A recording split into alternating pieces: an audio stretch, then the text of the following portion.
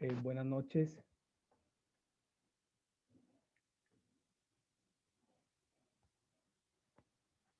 Buenas noches, ¿se escuchan? Buenas noches. Buenas noches. Nada más falta Germán, ¿verdad?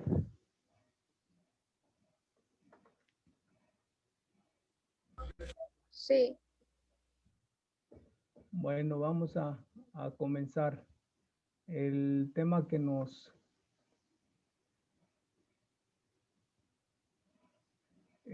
corresponde al día de hoy es el tema de neoclásico americano. ¿Es correcto? La poesía y la prosa del clásico neo.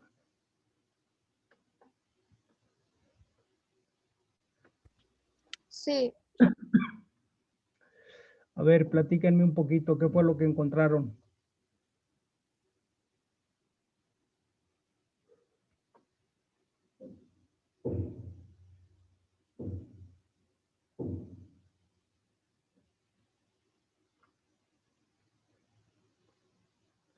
¿Qué encontraron del tema?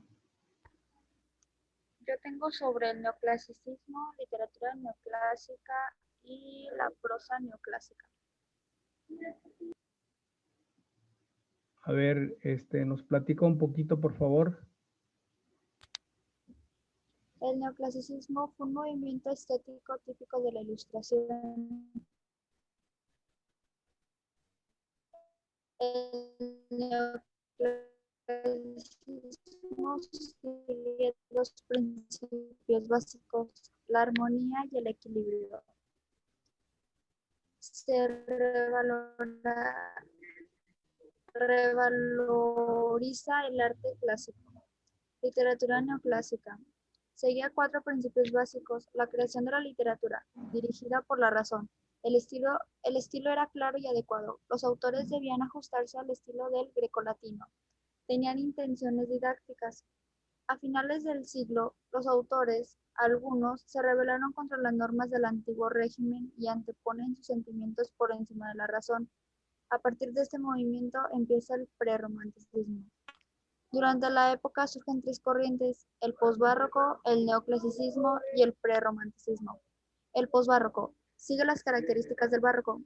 El neoclasicismo grecorromano no tienen en cuenta los sentimientos, se anteponen los en la prosa neoclásica. Se caracterizaba la prosa en forma de ensayo, reflexión sobre cualquier tema. Los dos autores más destacados fueron Benito Jerónimo Ferijó y Gaspar Melchor de Jovellanos.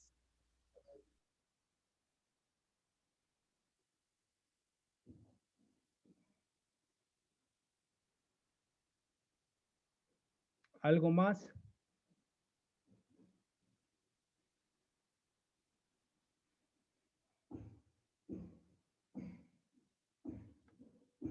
¿Algo más?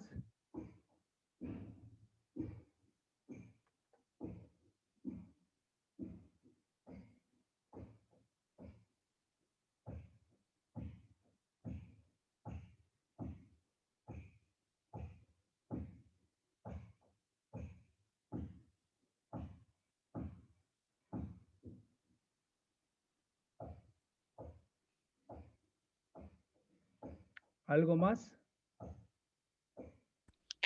Eso es lo único que tengo. Muy bien. ¿Alguien más trae más información? Miriam, Camila. Yo tengo lo que dijo Carla, profe. Muy bien. Camila. Yo no, profe. Bueno, entonces vamos a compartirles un poquito de esta información.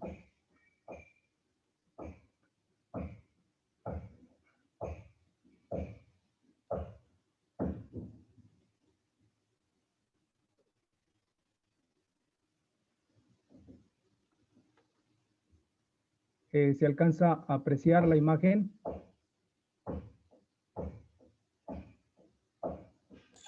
Se ve medio borrosa.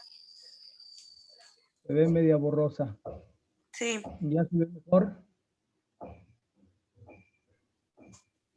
No, profe.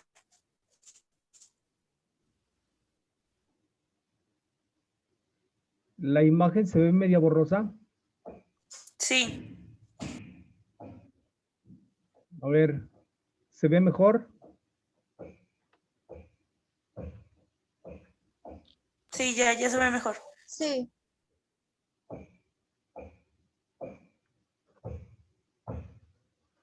Bueno, vamos a comenzar entonces. El neoclásico, a ver, vamos aquí a mover esto porque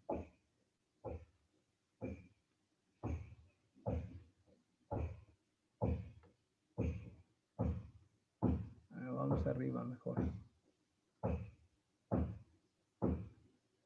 El neoclásico fue un movimiento artístico e intelectual que se originó en Roma en el siglo XVIII y luego se extendió por toda Europa e incluso se opuso a los estilos que lo antecedieron, como el rococó y el barroco, que los consideraban vanidosos y basados en la fantasía.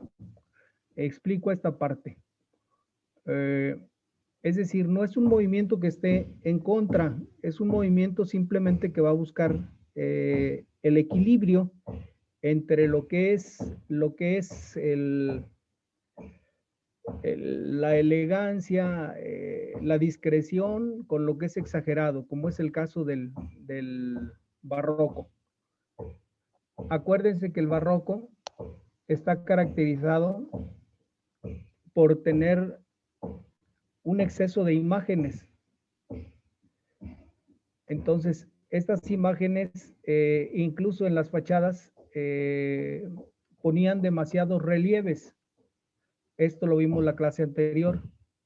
Estos relieves de alguna manera son bonitos, pero no en exageración como lo hizo el barroco. El caso del rococó, pues rayaba un poquito en la fantasía, como especie de, ni siquiera de utopía, sino más bien fantasía. Entonces, esto en realidad pues no ayudaba mucho. El caso del neoclásico, pues es un movimiento que va a buscar el equilibrio propiamente entre estas dos tendencias de la época. El neoclasicismo refleja la realidad política y social de una época, caracterizada por los enfrentamientos violentos entre clases como la Revolución Francesa, que acompañó el comienzo de una nueva era llamada el siglo de las luces, que aludía a la claridad del conocimiento y de la razón para iluminar a la humanidad ignorante de la época. ¿Alguien me puede decir qué es un traje sastre? ¿Un qué, profe? ¿Qué es un traje sastre?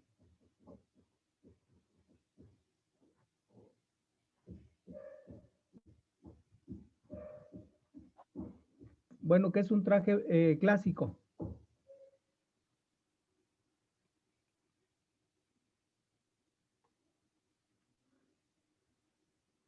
A ustedes que les gusta el glamour.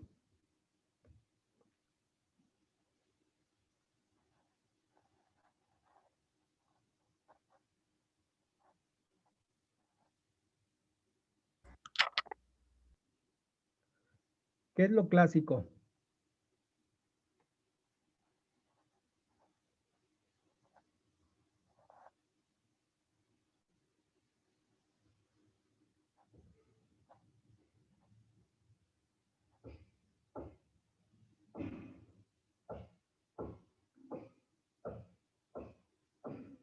¿Ninguna?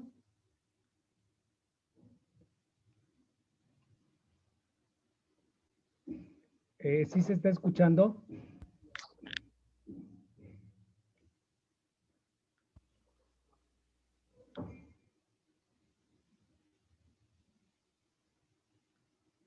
Miriam, Carlita, Camila, ¿se está escuchando?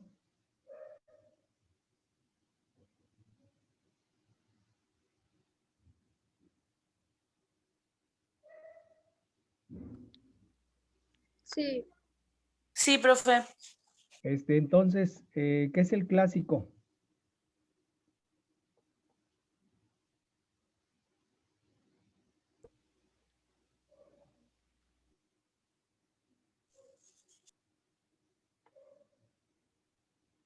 ¿Qué es la música clásica?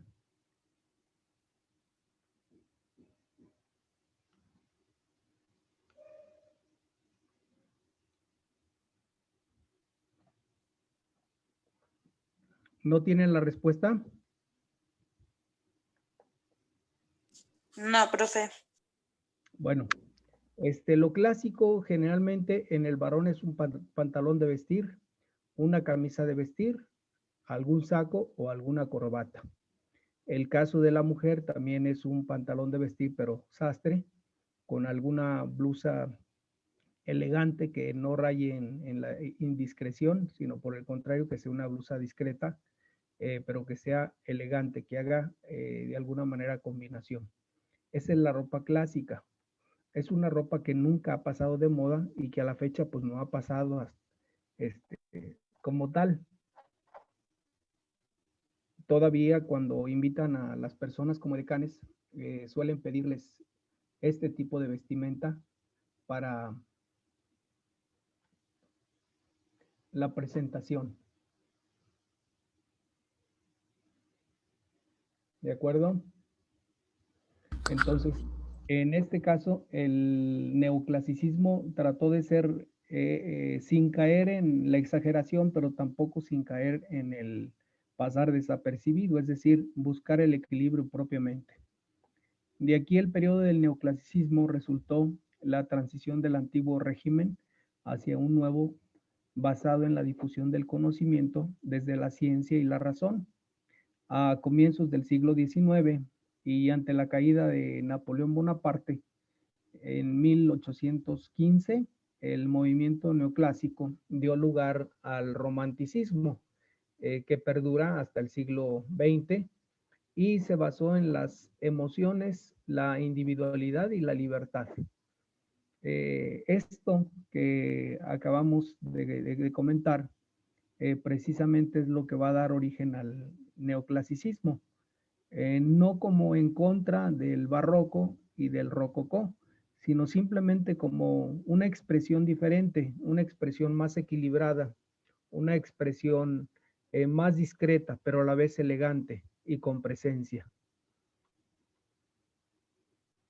Las características del neoclasicismo son las siguientes.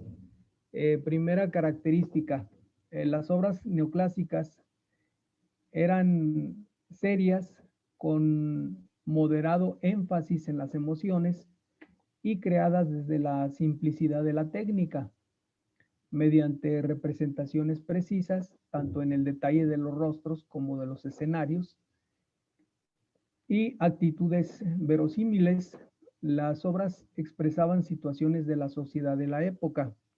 Eh, no era ventilar la vida de la sociedad, sino más bien era dar a conocer de una manera real los sucesos. Acuérdense que los periódicos circulaban poco, entonces el teatro de alguna manera llevaba a cabo esta función. Entre las principales características vamos a destacar las siguientes. Resultó el arte del siglo de las revoluciones y pretendía alcanzar resuelto el arte del siglo de las revoluciones y pretendía alcanzar el orden y la armonía desde la moral. Recuerden que la moral pues es precisamente como esa vida de recato, de orden. Segunda, involucró a las artes decorativas y visuales, la literatura, el teatro, la música y la arquitectura. Como les comentaba la clase pasada, hablar de un artista pues no es hablar de un músico, no es hablar de un pintor, no es hablar de un arquitecto, no es hablar de un escultor. Hablar de un artista era hablar de una gama, es decir, del conjunto de conocimientos como tales. También rompe con el abarrotado estilo barroco, en búsqueda de uno más racional y fiel a la realidad. Ya les decía, el barroco era demasiado exagerado y entonces neoclásico busca, diríamos, el clásico, pero un clásico discreto, elegante y sobresaliente. Siguiente, transformó a la sociedad a través del arte con un nuevo enfoque ilustrado basado en la ciencia y en el conocimiento. Es decir, ya no es la visión de un personaje, es la precisión de los cortes, de los trazos, del cálculo del peso, de la orientación de las figuras en este momento. Pero ¿qué pasa en la literatura? Bueno, en la literatura neoclasicista evidenció un profundo interés por difundir el conocimiento basado en la razón y en la ciencia. Perseguía fines didácticos, moralistas y rechazaba el exceso de imaginación barroca. Se vio influenciado por las ideas clásicas de grandes pensadores y filósofos como Aristóteles y Sócrates. Acuérdense que ellos propiamente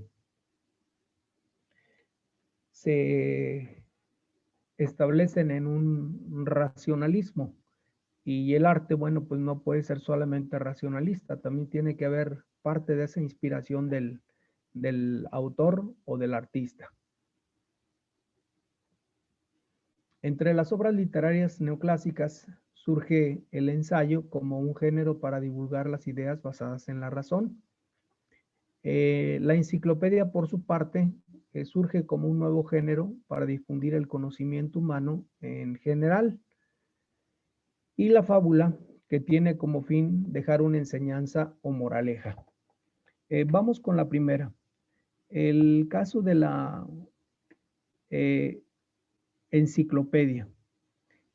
Ustedes se darán cuenta que hoy Internet difunde aparentemente muchos conocimientos, corrientes, etcétera. Pero curiosamente llega un momento en que aquella persona que visita estas páginas de Internet, pues llega un momento en que no sabe qué es verdad y qué es mentira. Es decir, hay tanta información que está llegando a cada momento que no hay un tiempo para analizarla, mucho menos para determinar la postura. A diferencia de la enciclopedia, que propiamente fue la base del conocimiento de muchas generaciones tiempo atrás. Por eso las familias acostumbraban tener sus bibliotecas. Hoy en día, bueno, pues la gente ya no acostumbra a tener las bibliotecas, pero es importante tener una biblioteca, porque es por ejemplo, un libro de enciclopédico, pues más que cambiar, va actualizándose, es decir, las ediciones se van actualizando, pero las bases fundamentales, esas no cambian. En cambio, Internet no tiene esta característica.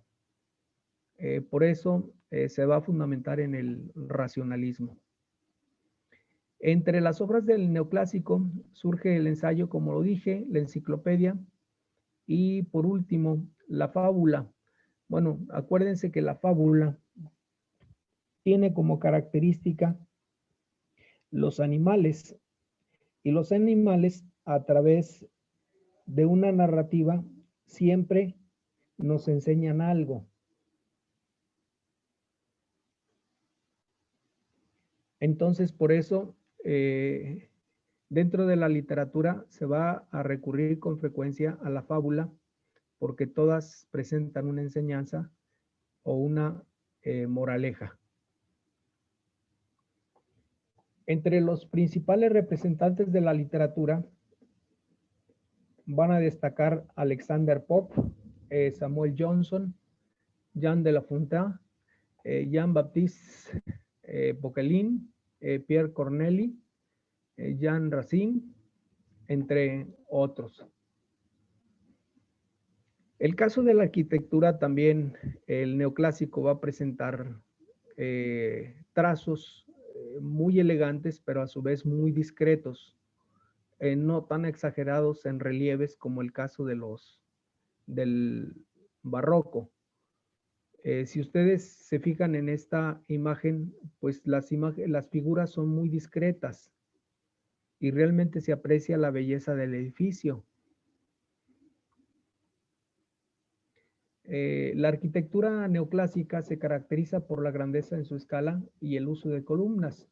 Sin embargo, predominó la simplicidad respecto a los antiguos estilos griegos o romanos, que cargaban con gran cantidad de elementos ornamentales con el fin de ostentar. Las edificaciones neoclásicas resultaron imponentes y simplistas a la vez.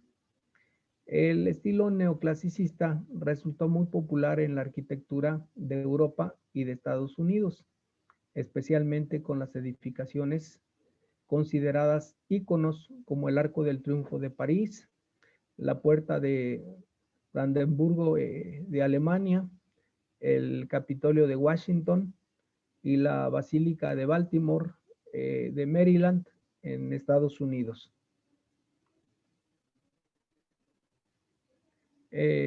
Por su parte, la pintura neoclásica, ¿me ayuda Camila, por favor?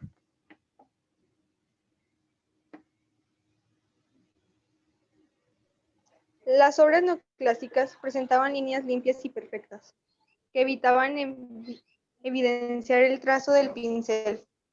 Los escenarios y los personajes eran representados en situaciones realistas, para transmitir las ideas intelectuales y las situaciones coyunturales de la época.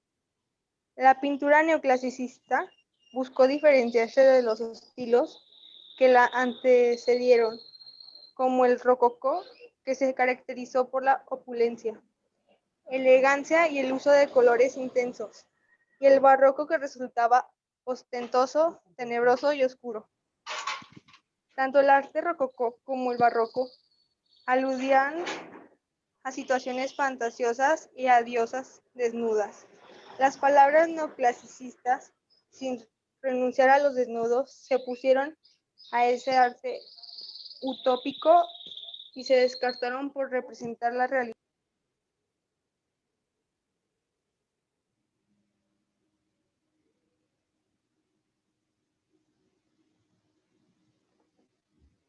Muy bien. ¿Alguna duda hasta aquí? No, profe. No, ninguna. Bueno. A ver, entonces continuamos. Miriam, por favor. El neoclásico se basaba en una completa simetría y estática que intentaban llevar la razón al arte y expresaba la lógica y el escepticismo de la época en las obras. Se utilizaba luz clara y muy poco color. En este periodo los paisajes se pusieron de moda y las obras mostraban a las ciudades y las costumbres de la época. El arte neoclasicista se vio influenciado por la mitología griega y romana, con la que compartía ciertos valores. Los pensadores mitológicos resultaban ejemplos de las conductas morales a seguir, alejadas de la lujuria, la corrupción o el lujo. ¿Alguna duda hasta aquí? No. No. No. A ver, Carlita, por favor. Entre los principales representantes de la pintura neoclásica se destacaron Antoine Juan Gros, 1771-1835, Francia; Anne-Louis Girodet Triosson, 1767-1824, Francia; Jacques Louis David, 1771-1835, Francia; Anton Rafael Mengs, 1728-1779, España; Juan Antonio Rivera, 1997-1860, España; Andrea Appiani, 1754-1817, Italia; Angélica Kaufmann, 1741-1807, Alemania; y Leo von Klenze, 1784-1874, Alemania. Muy bien. Bueno, esta es la biografía que nos acompaña en la información que acaban de recibir ustedes. ¿Hasta aquí alguna duda? No, profe.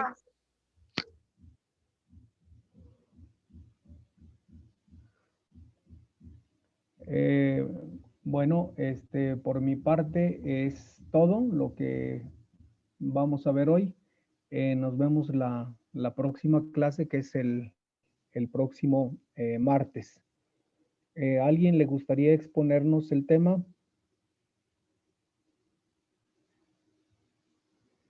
El tema siguiente.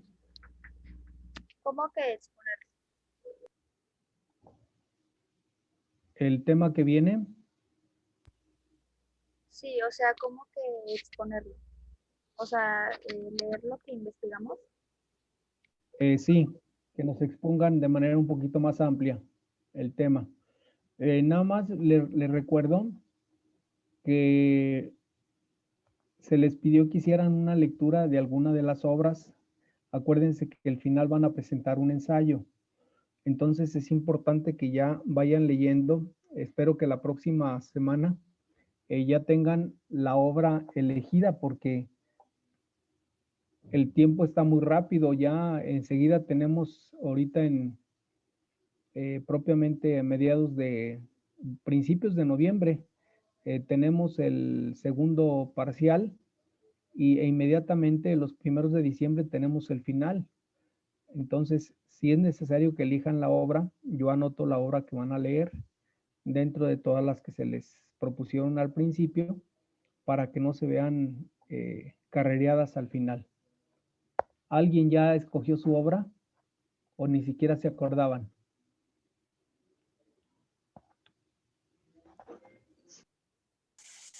No, profe, no nos acordábamos. No. Sí, revisen el material del principio, por favor, para que elijan su obra, y no se les vaya a cargar el trabajo al final.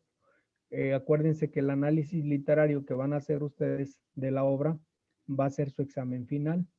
Eso lo van a tener que entregar en físico y nos lo van a exponer aquí en una reunión que vamos a tener al final como cierre. Entonces, por eso es importante que ya vayan leyendo, por favor. Entonces, les recomiendo o les encomiendo que el próximo martes me hagan favor de decirme ya qué obra van a leer, para yo anotárselas. ¿De acuerdo? Sí, Bueno, entonces pues les agradezco su tiempo y nos vemos el próximo martes, si Dios nos permite.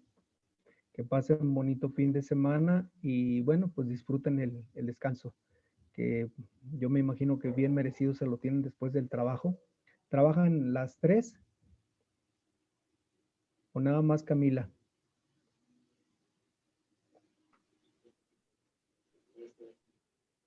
Ay, ¿cómo? ¿Trabajan las tres? No, yo no trabajo. no, yo no trabajo. ¿Camila tampoco? No.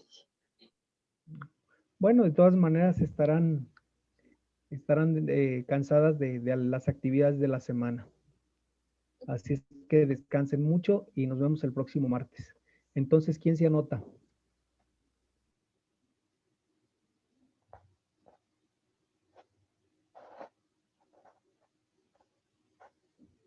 Para exponernos el tema de la tarea.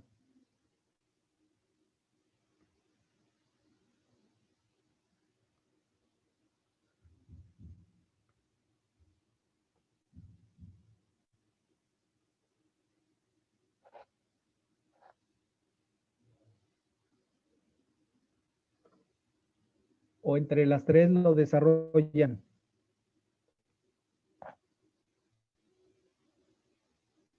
Sí, profe, está bien, entre las tres mejor. ¿Están de acuerdo el resto? Camila y Carlita. Sí, profe, como Sí, sea. profe. Órale, pues les agradezco mucho. Buenas noches, más bien ya. Igualmente. Bye, buenas noches.